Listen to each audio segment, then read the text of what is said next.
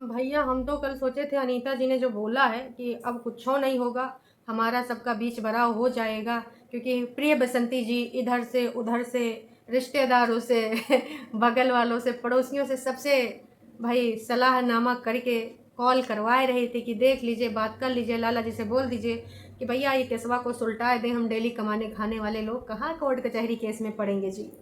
लेकिन हमने ये भी कहा था का बसंती जी मानेंगे, क्योंकि बसंती जी का मकसद कुछ और है। बसंती जी का मकसद जान से मारने का, और वो जो था वो सब एक साइड अगर हम रख दें तो एक ही मकसद है उनका। एक सूत्री कार्यक्रम है प्रॉपर्टी प्रॉपर्टी प्रॉपर्टी। उनका ये एक सूत्री कार्यक्रम ये है कि उनको ये था कि भैया हम ज़्यादा से ज़्यादा ना फिर से इसमें हिस्सा वाट लगाएंगे, जितना बना है उसमें फिर से अपना हिस्सा हथियाएंगे हैं। तो यूँ था कहानी। मैं यही सोच रही थी का बसंती जी कंट्रोल करेंगे का मामाश्री जी।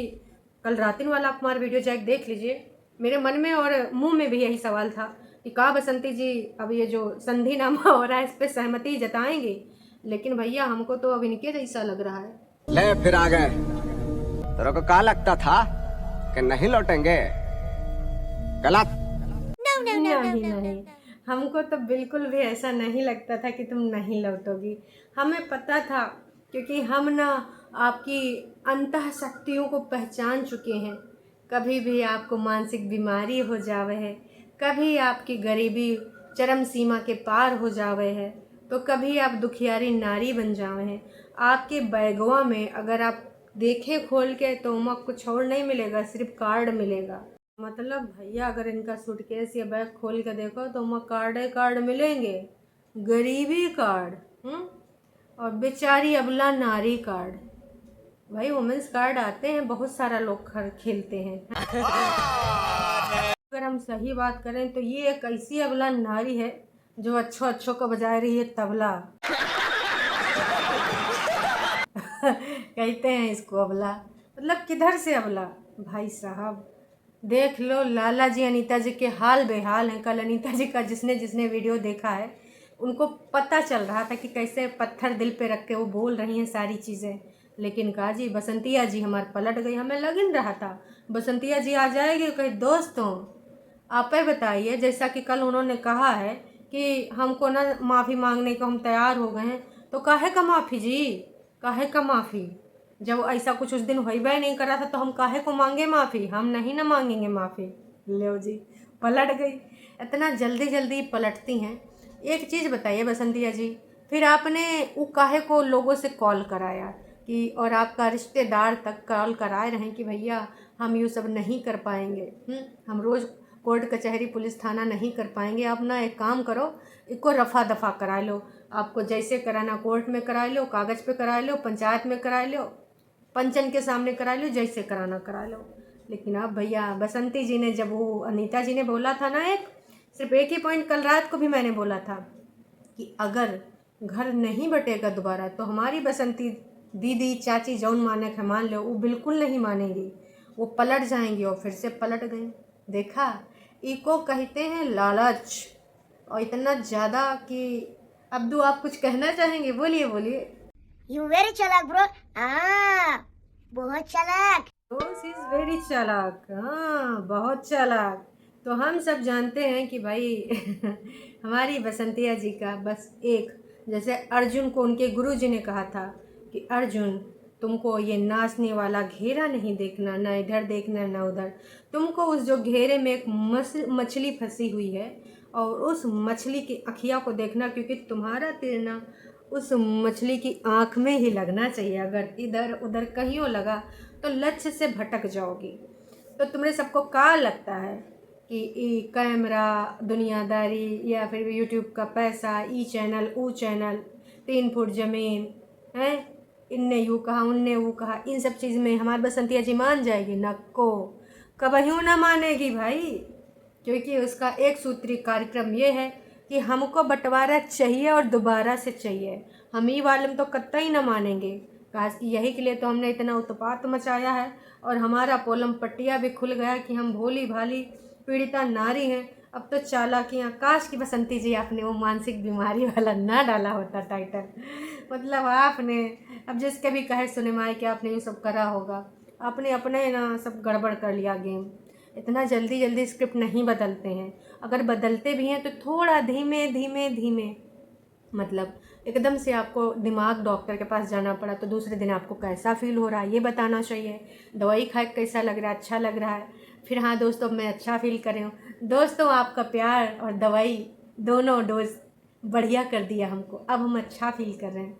ऐसे करके धीमे से स्क्रिप्ट ख़त्म कर देती, लेकिन आपने एक दिन जिक्र किया, दूसरे दिन कौन सा दिमाग का बीमारी, कौन सा दिमाग का डॉक्टर, वो डॉक्टर वो काल्पनिक डॉक्टर था भैया। तो ऐसे डॉक्टर्स का कहाँ याद रहेगा, कहाँ याद रहेगा कौन सा मेडिसिन था, कौन सा डॉक्टर था, कौन सा हमने यहाँ पर परफॉर्मेंस दी थी, क्योंकि हर दिन इनका अलग परफॉर्मेंस होता है। जैसे कोई लोग होते हैं ना डेली वो शोज़ वगैरह करते हैं, तो रोज़ जैसे कपिल शर्मा शो ले लेते हैं ना, कपिल शर्मा में जो लोग जाते हैं तो रोज़ उनको जब नया कुछ आता है गेस्ट, तो भाई ये होता है कि तुमको आज ये परफॉर्मेंस देनी, तुमको ये, एक दिन के बाद दूसरा दिन उनको भूल जाना होता है, क्योंकि वो सिर्फ परफॉर्मेंस है, रियलिटी थोड़ी है। अब यहीं पे मान लीजिए कि आप एक मूवी में परफॉर्मेंस करने जा रहे हैं एज अ आर्टिस्ट, तो भाई आपको किसी ऐसे रोगी पीड़ित का मिला है रोल जो आपको निभाना है। एक दिन आप डॉक्टर के पास गए हैं, एकदम सीरियसली सब कुछ बोल जा रहे हैं, और दूसरे दिन से दूसरी चीज़ें आपने उस बीमारी को दिखाई भी नहीं करा, तो ऑडियंस तो जुत्ते मारेगी भैया, गरियाएगी, क्योंकि डायरेक्टर ने कहाँ डायरेक्शन दिया। उसी प्रकार से बसंतिया जी, आपका स्क्रिप्ट का डायरेक्शन देने वाला काहे बोले, समझ सकते हैं दिमाग पे प्रेशर होगा।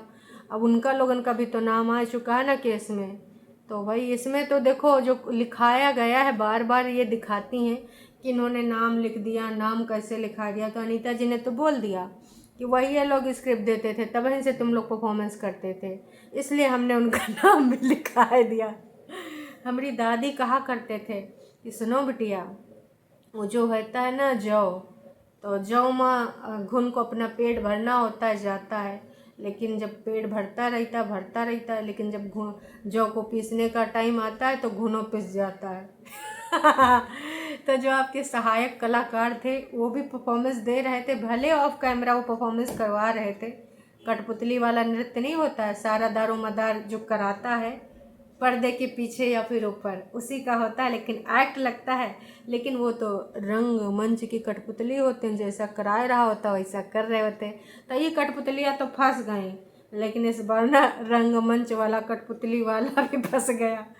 अब भाई साहब बड़ा ही गड़बड़ घोटाला। लेकिन बसंतिया जी ने साफ साफ बोल दिया है कि देखो दर्शकों, हम कतई नहीं माफ़ी मांगेंगे, आज उस दिन तो ऐसा कुछ होइबा ही नहीं करा था। और दूसर की बात ये कि हमारा दीदी भी इधर नहीं थी और ना ही हमारा भैया इधर था, उनके बच्चों तक का नाम लिखाया गया, और यो भी लिखाया गया है कि इन सब ने मारा पीटा है। वैसे उपरोक्त तो लोग लिखा है, यूँ तो नहीं लिखा है कि सब ने मारा है। आपने जो पेपर लगाया है कागज़, रोज़ थोड़ा थोड़ा कागज़ लगाए देते हैं ये विवाद का बनावे के खातिर।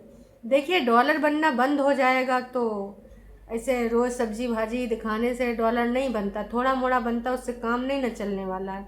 वैसे बसंतिया जी, वो ललित ने बोला था आपके ऊपर झूठा इल्ज़ाम लगाया कि आपका पैसा बहुत आता है, कब दिखाए रही हैं? आपने दिखाया नहीं। अरे अपने चैनलवा का इनकम एक बार दिखा दीजिए, है कि मुँह पे सच्चाई का तमाचा, कब दिखाएंगी? लेकिन दर्शकों का अनीता जी ने बोला था कि माफ़ीनामा अगर मांग भी लेते हैं तो भी हमारा इज्जत थोड़ी आ जाएगा वापस, जो हमारे और लाला जी के इज्जत पे यहाँ पर बड़ा बड़ा ठप्पा लगा दिया गया है कि भैया मम्मी के मरने पर भी कुछ नहीं करा गया और इनका भी कुछ नहीं किया गया, किसी चीज़ में शामिल होने नहीं दिया जाता, कसमी कसमा हो जाता है और इज्जत को इस प्रकार से बांटा गया। उसी प्रकार से हमारी बसंतिया जी ने भी कहा कि जो लोग थे नहीं हैं उनका भी नामजद रिपोर्ट हुआ है, उनके गांव में उनका जहां रहते हैं वहां पर भी उनका बदनामी हो रहा है, यहाँ पर भी उनका बदनामी हो रहा है, तो ऊ का भरपाई कैसे होगा? वाह जी वाह, नहले पे दहला बसंती जी, मतलब कट बड़े लगे हैं वीडियो में, पर देखिए एक एक पॉइंट देख के बोला है जो कि अच्छी बात है। आजकल ना बसंती जी सीख गई है धीरे धीरे, जो कि अच्छी बात है। मैं कह रही हूँ ये कंट्रोवर्सी छोड़ के अपना कुछ बढ़िया काम धाम करके वीडियोस बनाइए, बढ़िया अच्छे से उसमें कुछ दिखाइए, जितना डॉलर आए उसमें खुश रहिए। कहते हैं ना जियो और जीने दो, लेकिन लग नहीं रहा हो पाएगा। फ़िलहाल बसंती जी ने बोला कि अभी मेरे भैया आए हैं बड़े वाले आगे का कहानी वो बताएंगे। तो भैया जी ने बोला कि देखो, दादाजी के साथ इनकी बात हुई थी, दादाजी ने कॉल किया था और उनकी जो है गोलू की बुआ ने भी किया था। उन्होंने कहा था कि केस वापस ले लो, इसमें कोनो वो नहीं है। तो भैया जी ने भी बोला कि हमारे सबका भला इसी में कि हम केस वापस ले लें, कहा कि हमारी बसंती दीदी बहुत गरीब है और आगे और बहुत सारे लफड़ों में फंसी रहेगी। मैं नहीं चाहता हूँ कि वो इन सब चीज़ों में फंसे, हमारा भलाई है, हम भी डेली डेली ये सब आए जाए ना पाएंगे और हम सबका इसी में भलाई है कि वो अपना केस ले लें, हम अपना केस ले लें। लेकिन बीच बीच में जो बोला गवा है, बम गोला बारूद जो तीरें चली है यूक्रेन वॉर का, ख़त्म ही नहीं हो रहा है। लाला जी की कंट्रोवर्सी बिल्कुल वैसे चलेगी जितना वो यूक्रेन वॉर आज तक ख़त्म नहीं हुआ, बस चलता जा रहा है रुक रुक के आराम कर करके। वैसे बसंती जी हमारा नित नया कबो कोनो चिट्ठी पत्री ले आती हैं, कबो कोनो रिकॉर्डिंग का कोनो सा कटिंग ले आती हैं और एक नया इल्ज़ाम आ जाता है। तो मामा श्री आज आपने बहुत ही अच्छा काम किया। मामा श्री ने बोला है कि देखो हमको कोई समस्या नहीं है और जाहिर सी बात है मामा श्री डेली डेली अपना काम छोड़ के इनके सबके फटके में तो नहीं आ पाएंगे क्योंकि उनका भी घर परिवार होगा। उनका कहना था हम तो तैयार हैं लेकिन अब वो सब चलन गए हैं तो हम क्या करें। तो हम चाहते हैं कि आप लोग जल्दी से आएँ और हम लोग चल के, आप अपना केस उठा लीजिए, हम अपना उठा लें। लेकिन जो यहाँ पर हिस्सा बाँट है कि मतलब जो प्रॉपर्टी वाला मैटर है, कौन सामान कहाँ रख सकता है, कि का घेरा कहाँ तक है, उसके ऊपर थोड़ा सा पेपर ऊपर बनाए के वहीं कोर्ट में दे दिए जाएं कि इतने मिन का ही चीज़ है, उतने मुन का चीज़ है, यहाँ तक वो अपना सामान रख सकते हैं। कोई किसी के सामान को उठाए फेंके ना, कोई किसी के सामान में लुकड़ी ना करे। मामा श्री ये भी चाहते हैं। अब देखिए इस पे अनीता जी का और उनके बच्चों का क्या राय है, लाला जी क्या चाहते हैं। साथ ही मामा जी ने यो भी कह दिया कि ऐसा है कि देखो हम तो अपना 2-4 लोग लेके आएंगे क्योंकि हमारा तो यहाँ कोई है नहीं, आप का सब कुछ है और ऐसा नहीं कि गांव मुहारे का लेके आएंगे, जो होगा सब अपना भाई बंधु होगा। और चल के फिर यो भी करा लेते हैं और आपसे कोई गिला शिकवा नहीं है, बस इतने हैं कि कौनो बात नहीं अगर आप दीपक जी के जाने के 5-6 दिन बाद आए। मतलब मामा जी बोले वो दे रहे हैं, और गिला शिकवा नहीं, मतलब ऑडियंस के माइंड में रिमाइंडर दिलाना होता है ना। तो मामा श्री ने यहाँ पर ये काम किया। बाकी जिम्मेदारी भी लाला जी को दे दी है कि बसंती जी हमारी अकेली है तो आप ही लोग तो जिम्मेदारी देखेंगे ना, कौन देखेगा। तो मामा श्री मैं बस यही कहना चाहूँगी, जिसको जिम्मेदारी दिखाना होता है ना तो उसको वीडियो में गरियावा नहीं जाता है, गाली दिलवाने के लिए ऐसे एक्ट परफॉर्मेंस नहीं किए जाते हैं। अब वही इनडायरेक्टली आपने कहा खेला है, आपको पता है। देखिए जिस प्रकार से आप होशियार हैं, सामने वाले भी होशियार होते हैं, जनता ऑडियंस भी होशियार होती है। इनडायरेक्ट आप का जनता को बताना चाह रहे हैं, सफाईनामा देके सबको पता है। खैर देर आए पर दुरुस्त आए, इतना सब कुछ हो गया। मट्टी प्लीज भाई, इज्जत की छीछा लेदर, और उसके बाद अब केस वापसी होंगे। जितनी जितनी चीज़ें ना बोलनी चाहिए वो सारी चीज़ें बोली गई। इसके अलावा मामा श्री ने बोला कि बोलना तो बहुत कुछ था लेकिन अब कहाँ बोलें। अरे बोल दीजिए मामा श्री, कुछ बाकी रह गया हो तो हैं। साथ में यो भी याद दिला दिया कि आप भी बहन हैं, बसंती भी बहन है, और उस दिन भी ना हमने आपको हाथ नहीं लगाया था पर गुस्सा गर्मी में आए कि आपने लिखवा दिया, कोनो बात नहीं। मतलब यहाँ पर मामा श्री ने एक्ट ये दिखाया है कि गुस्सा गर्मी में आपने तो मेरे ऊपर झूठे इल्ज़ाम लगाए दिए, हमने तो उस दिन भी हाथ नहीं उठाया था। मार पिटैया का, बाल नोचने का, कपड़ा नोचने का आपने सब लिखा दिया। मामा श्री वो बसंती जी के ऊपर जो आरोप लगा है, मतलब बसंती जी ने जो आरोप लगवाया उसके बारे में भी थोड़ा सा प्रकाश डालिए ना। अब उसके बारे में नहीं डाल रहे हैं, थोड़ा सा डालिए कि जो ललित है, लकी है, लाला जी हैं, का वाकई में ऐसा कृत्य करें है घिनौना। एक भाई कभी भी माफ़ नहीं कर सकता इन सब चीज़ों का, मतलब झूठ है तभी तो अब माफ़ दे रहे हैं। इतना बड़ा शब्द जिसको मुंह से निकालने में भी शर्म आती है। एक भाई अगर उसकी बहन के साथ ऐसा कुछ हो जाए ना, सामने वाले भैया इस हद तक चला जाओ है लोग, माफ़ी करने का तो बात है दूसरी है। तो दूसरे के केस पे तो लगातार बार बार उंगली उठाए रहे हैं। ये वाले केस पे जो इतना बड़ा घृणित कार्य बोला गया है वही के ऊपर भी थोड़ा सा प्रकाश डालते तो अच्छा होता। देखिए हम सबको पता है कि इंडियन सोसाइटी में केस को मजबूत बनाने के लिए बढ़ाई चढ़ाई के लिखाई जाती हैं, और ये बताता कौन है? वकील भाई साहब, कि भैया तुमको मजबूत बनाना तो यो भी लिखवा दे, लपेट का मारिन था, घिसाए के मारिन था, गटाइया दबाए का मारिन था। ना जाने कितनी फर्जी चीज़ें लिखी जाती हैं रिपोर्ट में। हालांकि 420 करना भी फ्रॉड में आता है, उसके बावजूद कोई केस में सच्चाई बहुत कम होती है। लोग धमकी देते हैं, बेटा रुको तुमको फंसाते हैं 420 केस में, या फिर इसके केस में, या फिर ई वाले केस में, धाराएं तक गिनाते हैं। अब यूट्यूब पे हम वो सब बोलना नहीं चाहते हैं। ये धमकियों में यूज़ होता है। क्यों? क्योंकि उनको पता है एक बार केस फंसाए दो, भले वो निरस्त हो जाए आने वाले 5-6 साल, 10 साल, 20 साल में, लेकिन तब तक तो बेटा तुम झेल जाओगे। तो ये ना हमारी सोसाइटी में हो रहा है। हो सकता है आप इस बात से एग्री करें या ना करें, पर सच्चाई यही है। कड़वा है पर सच्चा है। तो आप सबको कहाँ लगता है, कहाँ नहीं लगता है, कमेंट करके बताइए।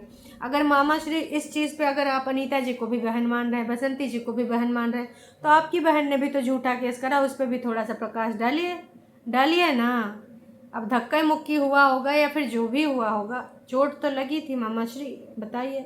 अब वहाँ पे हम थे नहीं और ना ही कैमरा पर्सन था। मामा श्री बाद में अपने बसंती बहन को लेकर भी बोले कि भाई थोड़ा बहुत खेती बाड़ी भी कर लेती है, बाकी जितना भी सब्सक्राइबर है भगवान है। देखो मामा श्री, ये वाला सिंपैथी कार्ड आप भी ना खेलो, अच्छी चीज़ है। आने वाले टाइम में सारी चीज़ें क्लियर हो जाए।